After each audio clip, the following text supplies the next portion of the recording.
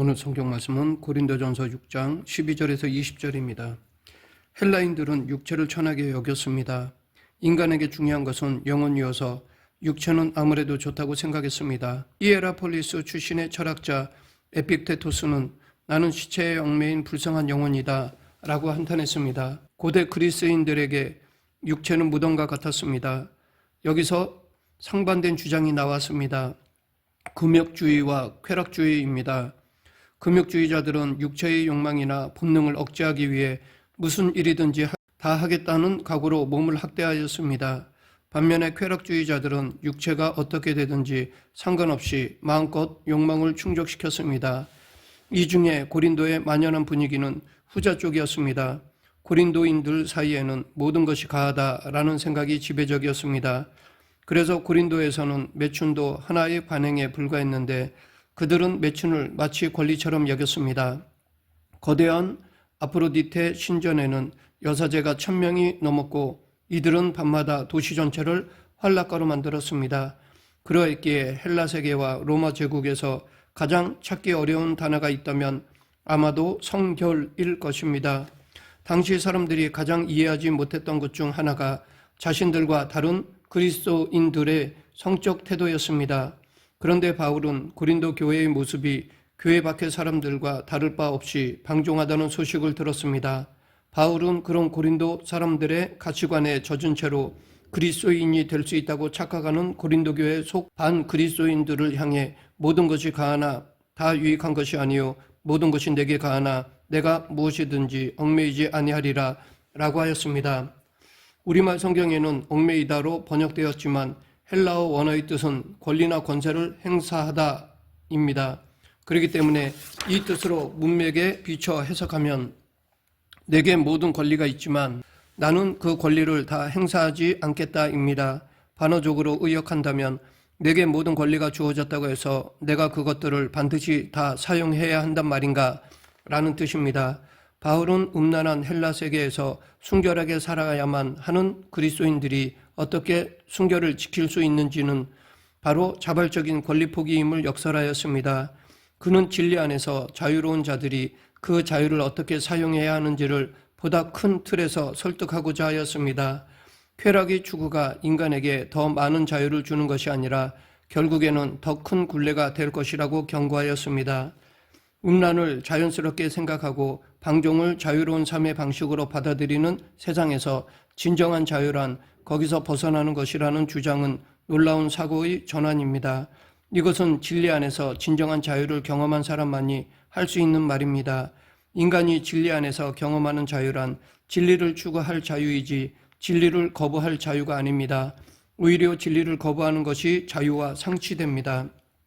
일반적으로 세상이 추구하는 자유는 어떤 금지라도 받아들이지 않는 것, 금지에 맞서서 금지하는 것을 금하는 것이라고 주장합니다. 그러나 자유는 원래 절대적 개념이 아닙니다. 법이나 규칙 안에서 만의 자유가 존재합니다. 이런 법이나 규칙을 무시하는 자유는 자유가 아니라 방종입니다. 이 방종은 죄가 됩니다. 모든 것이 자유로웠던 에덴 동산에도 한 가지 금지라는 법, 규칙이 있었습니다. 이 법, 규칙이 없었다면 그곳에서의 자유는 자유가 아니라 방종이 됩니다.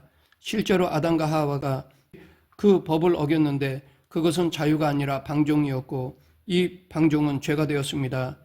그래서 이들은 이곳에서 쫓겨나 다시 흙으로 돌아가게 되었습니다. 사도 바울은 어쩌면 자유와는 너무나 동떨어진 엄격한 율법의 세계에서 자랐고 교육받았습니다.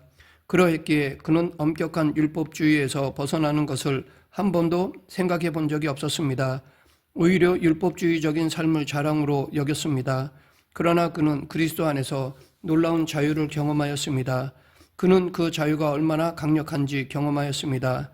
그는 그 자유가 얼마나 값진 것인지 알았기에 다시는 율법에 얽매이는 과거로 돌아가지 않겠다고 다짐하였습니다. 바울에게 자유는 율법으로부터의 자유이자 동시에 죄로부터의 자유였습니다. 이 자유는 또한 하나님의 진노와 심판으로부터의 자유였습니다. 정말 자유하다는 것은 내 마음대로 다 하는 것이 아닙니다. 그것은 자유가 아니라 방종입니다. 죄입니다. 예수님은 우리를 자유롭게 하기 위해 오셨습니다. 우리의 속전, 즉 몸값을 치러 주시려고 오셨습니다. 종의 멍에를 풀어주시기 위해 오셨고 우리가 더 이상 종의 멍에를 매지 않아도 된다는 사실을 선포하기 위해 오셨습니다. 바울은 예수님이 이루신 그 자유로 우리가 해야 할 일이 무엇인지 알려주었습니다. 그것은 예수님이 주신 자유를 더 이상 육체의 기회로 삼아서는 안 된다는 것입니다. 그러면 예수님으로 말미암아 우리가 새로 얻게 된 자유로 해야 할 일은 무엇일까요? 그것은 서로 사랑하는 것입니다. 이 사랑은 그리스도께서 우리를 사랑하신 그 사랑입니다. 이제는 자기 자신의 사랑이 아니라 그리스도의 사랑으로 서로 사랑해야 합니다. 예수님은 우리를 자유케 하셔서 주신 서로 사랑하는 자유를 새 계명이라고 하셨습니다.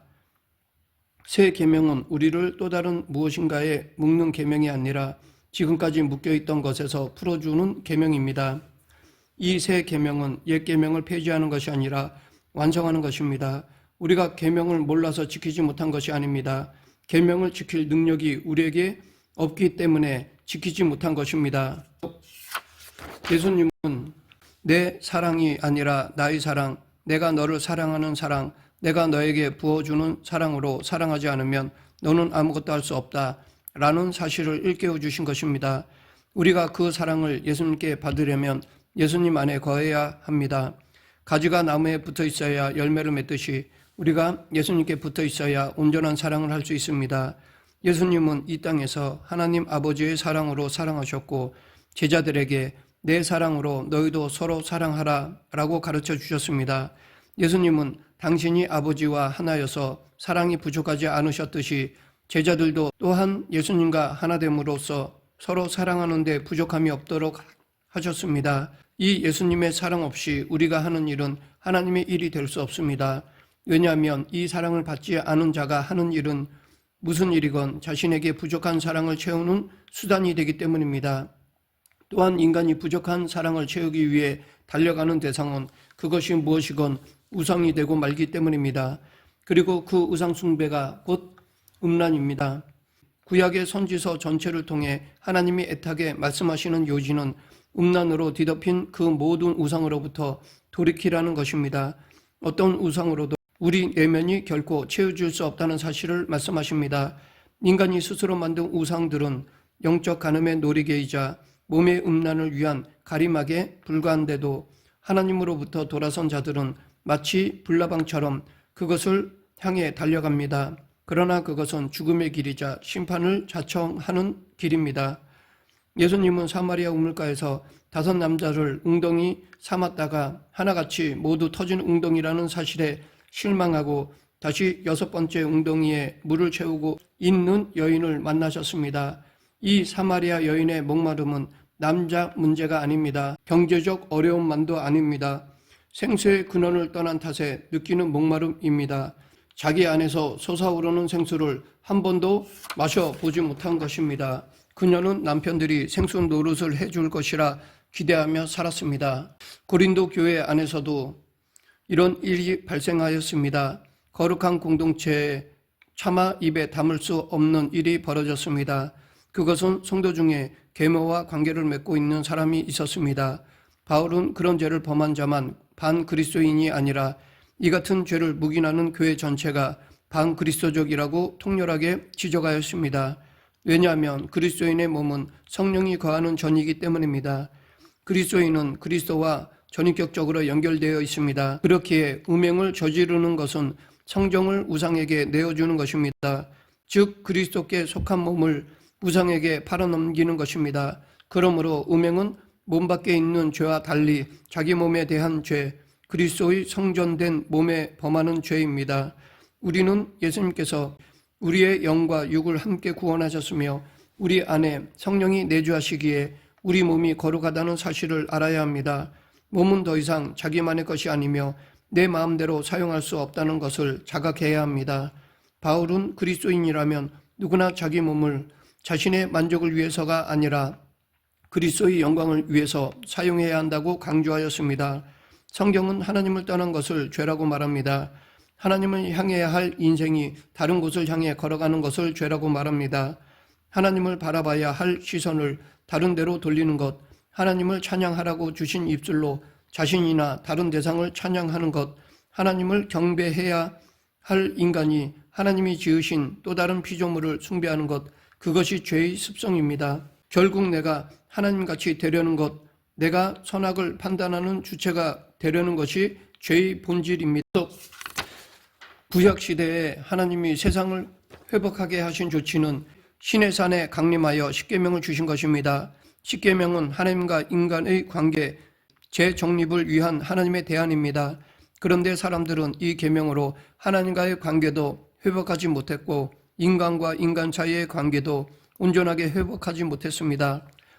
회복하지 못한 채 오히려 이 10가지 계명을 613개 율법으로 늘렸습니다. 그리고 그것들을 해석하는 문서 작업을 숱하게 해 놓았습니다. 하지만 이 십계명을 주신 궁극적 목적은 십계명을 지키라고 주신 것이 아니라 지킬 수 없음을 깨달으라고 주신 것이었습니다. 죄를 깨달으라고, 하나님께 돌이키라고 주신 것입니다. 사람들이 이것을 깨닫지 못하자 결국 예수님이 이 땅에 오셔서 인간의 힘으로는 계명을 지킬 수 없다는 사실을 가르쳐 주셨습니다. 전적으로 하나님을 의지해야 거룩한 삶을 살 수 있다는 것을 가르쳐 주셨습니다. 말씀을 맺겠습니다. 우리는 우리의 몸을 거룩한 제물로 드리지 않고는 하나님을 경배할 수 없습니다. 이 세대를 본받으면서 영과 진리로 예배할 수 없습니다. 우리 마음을 온전히 새롭게 하지 않고는, 우리 정체성이 완전히 변하지 않고는, 하나님의 뜻이 무엇인지 분별하지 않고는 영적 예배를 드릴 수 없습니다. 우리 모두 예수님 안에서 거룩한 삶을 살아가는 성도가 되길 축원합니다. 기도하겠습니다. 사랑과 은혜가 풍성하신 하나님 아버지, 더 타락해가는 이 시대에 거룩한 하나님의 백성으로 살아가는 저희 모두가 되게 하여 주시옵소서. 예수님 이름으로 기도드립니다. 아멘.